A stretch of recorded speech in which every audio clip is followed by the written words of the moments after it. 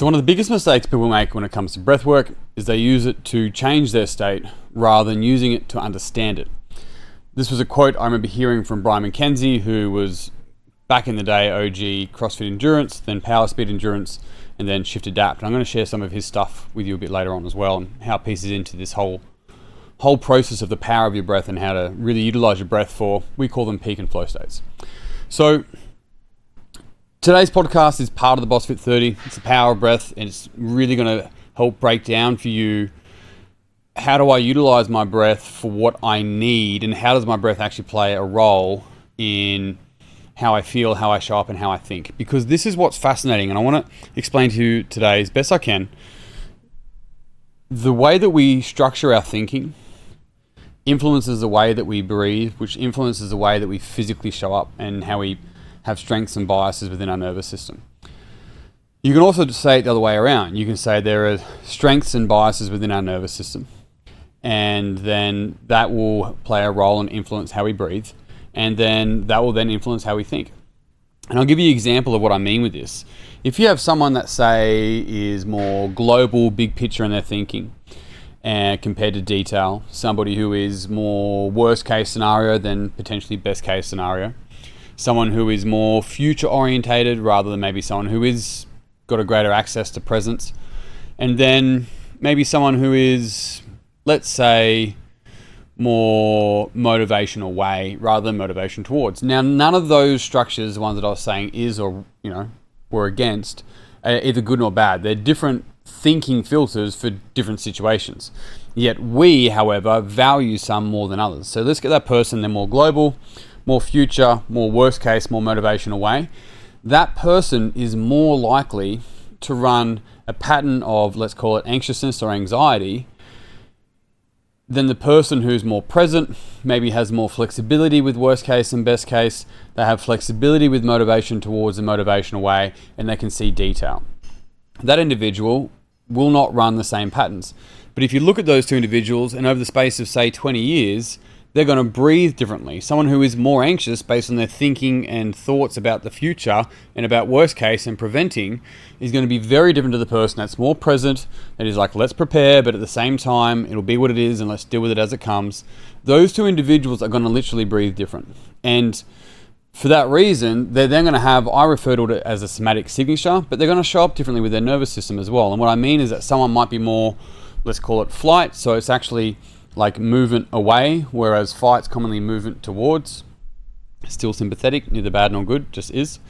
Compared to someone who might have a little bit more awareness and flexibility with staying in a calm, aware, but not alert state. So how do we actually break that down? So let's look at this first, and I've got a couple of notes here that I'll always reference from. I don't know why I tell you that. I just do always take notes for this. People that commonly overthink, they're anxious, maybe they're angry. People call them negative emotions. They're just emotions. And I mean that in the sense that they're probably contextually inappropriate. That's probably the way to think about anxiousness and angry and happiness and all of the emotions. Is it contextually appropriate? And the reason why I say that is that we are all successors of individuals that once use anxiousness probably to survive. I'll give you a modern example of that. You're holidaying with your friends in a foreign country, South America or Southeast Asia, or if you're from those places, wherever, think of a place for you. Right, let's say it's Brazil and it's 2 a.m, you've just had a lovely night out with your friends and you're in one of the main capital cities and you've had a few drinks and your maps say that there's a shortcut to the hotel down this dark alley. It may be contextually appropriate at that point to be like, I'm not sure about that, and I have a bit of, I want to move away from that option. That's anxiousness. That's healthy. If the same person, or maybe let's say a different person, is in a supermarket and they're looking at the list of things to buy and they can't find the right brand or the brand that the recipe says and they get anxious about that, maybe that's not as contextually appropriate. And so there's nothing wrong with either individual. It's more about the structure and the pattern of how they're thinking. And what's interesting, once again, is that when we become aware of that, we can make some change, which is profound. But on top of that, we can actually bring ourselves back by our breath. More than anything, your breath is always here, it is always present. So individuals that overthink, that experience more emotions contextually inappropriately, I would suggest. I would also suggest for a lot of, to throw some judgment there, is that somebody who's constantly positive to someone's negativity, is that they're being negative to people's negativity. So that would say that's potentially also contextually inappropriate in many ways, depending on the relationship and so forth. But maybe you freeze in big moments, panic attack, or you have a fair bit of self-doubt. All of this sort of stuff won't be fixed with breath work, but what we can do is give you the tools within our breath and the frameworks to go, how do I come back to here to be able to have a clear mind and make a clear decision? And then how do I also use my breath to perform when it matters the most? So a couple of key things. And when we do that, we start to we move away, we prevent this capacity to stay mediocre or average, to continually freezing in the big moments, or being known to be that person to freeze in the big moments. We become dependable. We can show up how we choose to show up rather than habitually how we were when we were quite young.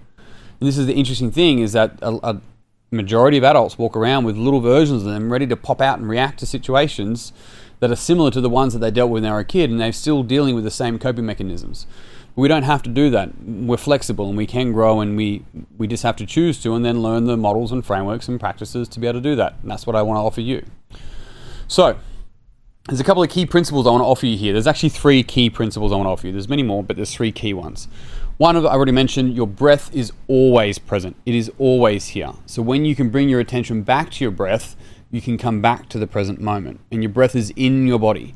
And so there's nothing wrong with thinking. It's hard to say what's overthinking. However, we want to integrate thinking with the 3 intelligence centers: your thinking, your feeling, and it's kind of your doing, but your gut. And we want to integrate those 3. We don't want to exclude any, but when we overvalue one, that's when we get in trouble. People go, I just live with my heart on my sleeve. It's like, so you don't think things through? It's like, no. It's like, well, there's a fucking issue for you there anyway. So we want to be able to integrate all 3. We'll have strengths and biases and all that kind of stuff, and blind spots and weaknesses, but we want to be able to build a solid base and access to all 3 intelligence centers. So your breath is always present. You can come back to your body, be in the present moment. When we start to make these practices and these changes from a training perspective or from awareness perspective, so you've got life and you've got training, right? You can still practice these things in day-to-day life, but the results take time. It'll be time before you start to see results. I've had clients, like really high performing, someone comes to mind, she's an exceptionally high performing entrepreneur, dietitian, and I have a lot of respect and time for her. And she would commonly have these quite high anxious or anxiety attacks, panic attacks to some degree, that she probably learnt to work through it, but not show it. However, after coming to one of our immersions, she had a great time. She did a testimonial. She thought it was a really good experience. I got a call from her like 5 months later, or a message. And she's like, it only just occurred to me that I have not had one single anxiety attack since. Not one. And she's like, it wasn't so much that she did the work, but it was here's these frameworks and understanding and how to stay centered, how to be here so you can make decisions and stay clear. And it's not that the thoughts that start to, let's say, spiral an individual they don't go away. They just have way less pull. And that's the key thing. People look for them to leave. It's like they won't. You just end up having the tools and having the awareness to know that that's not true. And you can stay here and the thoughts pass like clouds. And so it will take time, but I promise you, and I've seen it firsthand, like I've experienced it, but I've seen it firsthand hundreds of times. It just takes time. And usually people go, oh fuck, I haven't had that for ages. That's how it works. And you'll need to commit to a practice.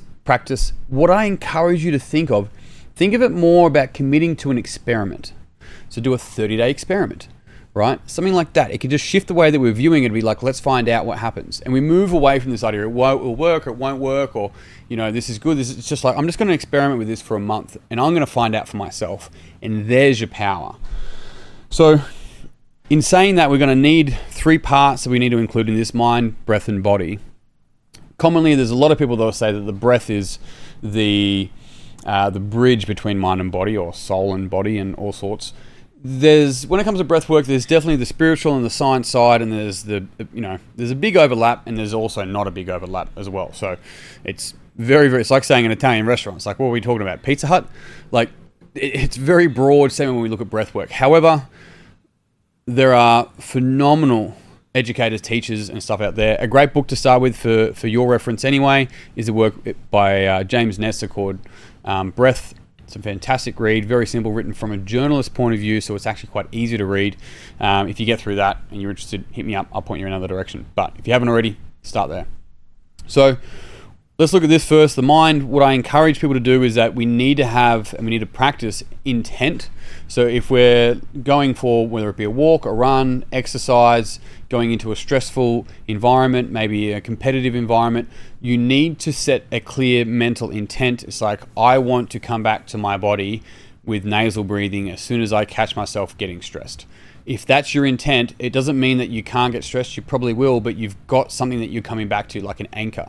And so being able to go, what is my intent for this particular experiment, this particular set of experiments, is going to be crucial. So that's one. So that way you've got something to come home to as opposed to saying you have to do. Very important. With breath, I'm going to quickly run you through breathing gears. Now, this was taught to me by Shift Adapt, and it literally is going from nasal in, nasal out, right through to mouth in, mouth out. The really basic nasal in, nasal out that most people do, you might be doing it right now, mouth closed, and just doesn't even look like you're breathing, just nasal in, nasal out. Yet if you're sitting next to someone and they're like, you're like, whoa, what's wrong with this person? Nasal in, nasal out is the normal way that we should be breathing day to day, and we should be there in parasympathetic. It's also how we should sleep. So a little bit of mouth tape for you changed the game for me big time. And I wish I saved the Whoop data to show you, but I didn't. But same deal with breathing. It puts you in a significantly calmer state for a whole range of reasons. So your breathing gears I'll run through as well. And then with your body and your nervous system, I'm actually going to really marry those across for you. I have heaps of these free resources, once again, in the BSFT30, in a lot of the free training programs. You just have to access those through the links provided, and you'll get access to those because it's a bunch of work that I'm like, hey, that overlaps, let's put it together. How useful is it? So when we look at our nervous system, we look at sympathetic, parasympathetic. I want you to think, they call parasympathetic flow, and there's many names, but flow and freeze, and then sympathetic fight and flight. I want you to think more about parasympathetic is more towards stillness, and sympathetic is more towards movement. That's all I want you thinking about for now. Parasympathetic is towards stillness, sympathetic is towards movement. And when we think about that and we go, well, I want to be in a parasympathetic state when I'm sleeping. And so I need to be able to be in a space of stillness and a nasal in, nasal out. That's gear one. When we look at gear two, we started to have power nasal in and then a release. It's almost like the breath is simply releasing out. You're not actually forcing the breath out at all, which means that the breath is slightly longer out. So it's still in a parasympathetic stillness type state. And I want you to think about this as a continuum from stillness to movement. It's not binary. It's almost like these are the 5 gears that we move from stillness to movement. 0 to 100, whatever you want to call it, 5th gear, right? Now, when we go to gear 3, that's a nasal in, nasal out, power nasal in, power nasal out. And we're in this balance. This is a beautiful one. I wish I would spend 2-3 hours on this with you if I could. But in this beautiful state, we're able to have this approaching movement while still having this awareness that the stillness gives us.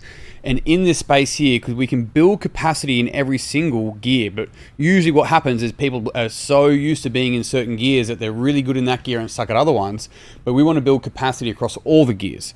And so in this gear is where you're able to engage, but still have this social awareness. It's a really powerful gear, and I encourage people to really find out, how do I build capacity of work rate in this gear? And then how do I assess it? Am I still paying attention? Am I still present? Am I still ready? But at the same time, conscious. It's a really powerful place to be in.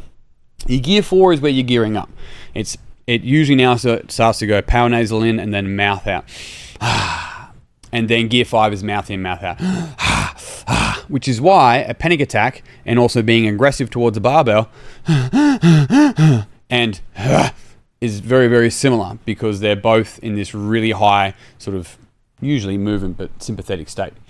So there's your gears and your nervous system. And when we put that together, we go, well, how do I build capacity so I know and become aware of my breathing and my body and my nervous system so I can adapt and show up as it seems necessary? I'll use the example of cricket for me.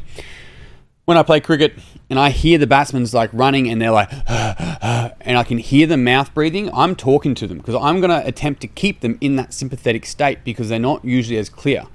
So I'll talk to them. I'll make sure the bowler knows, let's get going again quickly. Like, we're going to try and rush them. I'm going to try and grab their attention, because as long as I have their attention, as long as they're breathing like that, they're actually not being able to like wind down their nervous system. And so that's where being able to down regulate is to catch yourself. Which goes from gear 5 to gear 4, to gear 3, to gear 2 to gear 1. And so having this balance between gear 2 and gear 4, depending on what you're wanting to do, is like being able to shift between those gears is just life-changing for so many reasons. So gear 1 through to gear 5 with your nervous system, a profound thing that you can learn. The thing that I'd offer you here's 3 protocols that I'd encourage you to do.